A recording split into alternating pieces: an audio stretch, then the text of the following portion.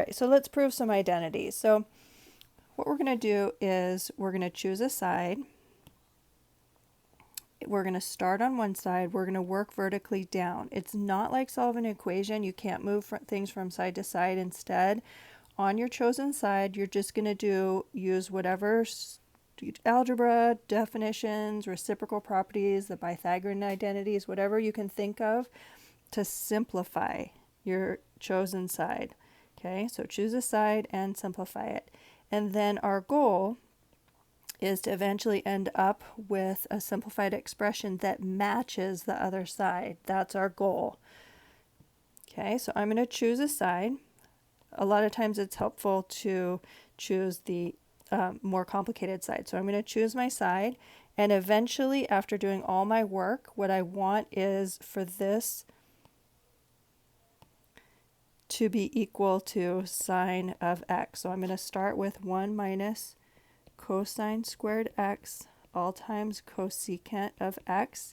And I'm going to simplify, simplify, simplify, simplify, simplify. And I hope that eventually it's going to work out to be equivalent to sine of x. And then I will have proven my identity. Okay, so let's see. 1 minus cosine squared. That is a Pythagorean identity. So I can replace that with sine squared of x. All right, and now I'm going to use the definition of cosecant. That is 1 over sine of x. And now I'm going to multiply my fractions. So I'm going to give myself, just multiply straight across, and I would get sine squared x over sine x. And then I'm going to go ahead and simplify this equation, or this fraction here. So then that would be sine of x. And that was my goal. Okay, so what I've just shown is that 1 minus cosine squared of x all times cosecant of x is equal to sine x. And I rest my case. In math, we say QED, which is Latin for I rest my case. What I meant to show is shown. Okay, here we go. I'm going to choose my side. This certainly looks to me hard with all those cosecants and cotangents and stuff. Okay, so I start with that. Cosecant squared x minus cotangent x minus 3 all over cotangent x plus 1. Okay, I'm just racking my brain. I have my handy sheet with that review of all my fundamental identities, and whenever I see a squared, I'm going in and thinking about the Pythagorean identities. Okay, cosecant squared, that's the same as 1 plus cotangent squared of x. Okay, so I'm going to just replace that and then continue copying the rest of this fraction. So it's minus cotangent x minus 3 all over cotangent x plus 1. So now let's see. I just can combine numbers here, a 1 and a 3. So I'm going to have cotangent squared x minus cotangent x minus 2 all over cotangent x plus 1. Now let's do a little factoring. If I had y squared minus y minus 2, and I asked you way back years ago when you were asked to just factor that, you could factor it as y minus 2, y plus 1. Okay, so dust off your factoring skills. It may have been a little while, but here's what we're going to do. This is going to be cotangent of x minus 2 times cotangent of x plus 1. Okay, so I had this was y squared, so it went to y minus 2, y plus 1. So instead of y, I have cotangent, so that's factoring out to cotangent minus 2, cotangent plus 1. Okay, and now I'm going to have my denominator is still cotangent of x plus 1.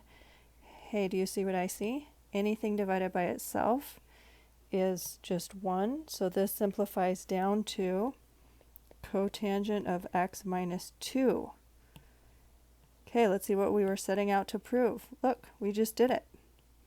We were setting out to prove that the left-hand side is equal to cotangent x minus 2, and we have finished.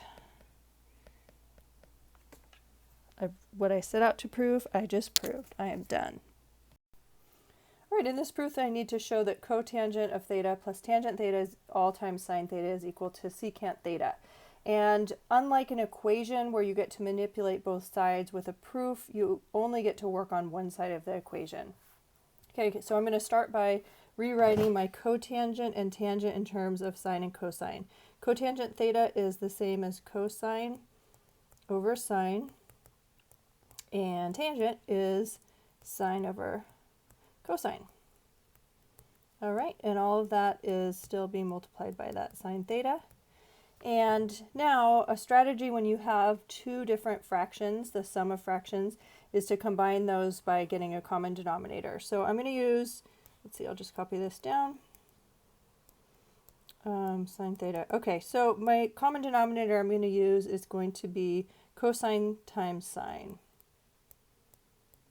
And whatever I do in the denominator, I need to do in the numerator as well, because I'm not changing the value of anything over here on the left-hand side. So multiplying by cosine over cosine, that's just the same as multiplying by 1. And then it allows me to get a common denominator. All right, so my second fraction, I have sine over cosine. And so that denominator needs a sine. What I do to the denominator, I need to do the numerator as well. Okay, so now that's all still multiplied by that original sign under there. Okay, so my common denominator is cosine theta times sine theta. And here cosine times cosine, that would be cosine squared. And here sine squared plus sine squared is, or sorry, sine times sine is sine squared. And that is a trig identity. Cosine squared times sine squared is equal to 1. Oh, and I don't want to forget that that's still multiplied by sine. All right, so I replaced cosine squared, sine squared with 1, and I still have that same denominator, cosine times sine. And now my sine, I'm just going to write that as sine theta over 1, because then you can see that I'm multiplying fractions, and my sines will cancel, and I have 1 over cosine, which is equal to secant, and that is what I wanted. Okay, so with a proof, again, you're only working on one side of the equation, and at the end you're showing that all that work left you with what was originally on the other side of the equation. So that's what a proof looks like. We can't manipulate both sides of the equation, so it's not like an equation, we're just working on one side.